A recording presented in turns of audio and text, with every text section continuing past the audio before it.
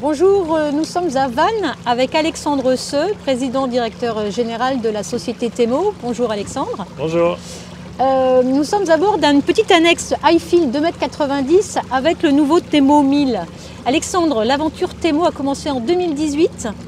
Est-ce que vous pouvez nous expliquer comment vous est venue l'idée de créer ces moteurs électriques Temo? Oui, tout à fait. En 2018, en fait, j'ai fait une petite analyse de marché sur quel serait l'avenir du nautisme et où est-ce qu'il fallait passer un peu de temps sur des sujets d'avenir pour la plaisance. Et j'ai réalisé que les moteurs électriques disponibles étaient très proches des moteurs thermiques qu'on connaissait depuis toujours. Et donc, j'ai pensé l'objet le plus simple, c'était le Temo 450. Donc un long tube avec la batterie dedans et l'hélice au bout. Cette godille qui était... Cette godille, voilà. Exactement, que je voulais vraiment très simple d'utilisation, de stockage, de transport, etc. Et donc on l'a lancé en R&D en 2018, en commercialisation en 2020. Et depuis, on en a vendu plus de 5000. C'est une histoire qui a commencé assez fort avec un réseau de distribution, etc. La godille Temo est fabriquée en France? La godille Temo est effectivement fabriquée en France, donc à Nantes, chez Sercel, notre partenaire industriel. Et sur le Temo 1000, on continue avec le même schéma, sauf qu'on fait des pré-séries chez nous pour être en mesure de débugger, d'être réactif sur les modifications qu'il faut faire rapidement. Donc on fait les pré-séries aval, les 300 premiers par exemple. Et puis après, on cherche des partenaires industriels qui sont capables de nous accompagner pour monter en cadence. L'avenir, c'est quoi? C'est quoi la suite? Il se trouve qu'on vient de se faire un tour de financement de 6 millions d'euros avec des nouveaux investisseurs. Donc Atwan qui vient des États-Unis et BPI France pour l'ancrage territorial. Et donc avec ces deux nouveaux fonds d'investissement, ça donne un peu d'air, ça donne un peu d'air, ça donne aussi une envergure qui nous permet de faire des développements produits. Donc évidemment, la logique, c'est de monter en puissance avec des déclinaisons en mode hors-bord, mais aussi en mode pod, donc les moteurs qu'on va retrouver sous les coques des bateaux en motorisation principale ou des moteurs inboard.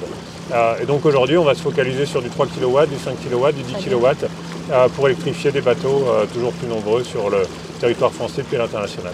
Très bien. Un mot sur les batteries, parce que c'est quand même le nerf de la guerre pour les moteurs électriques, ce sont les batteries. Absolument.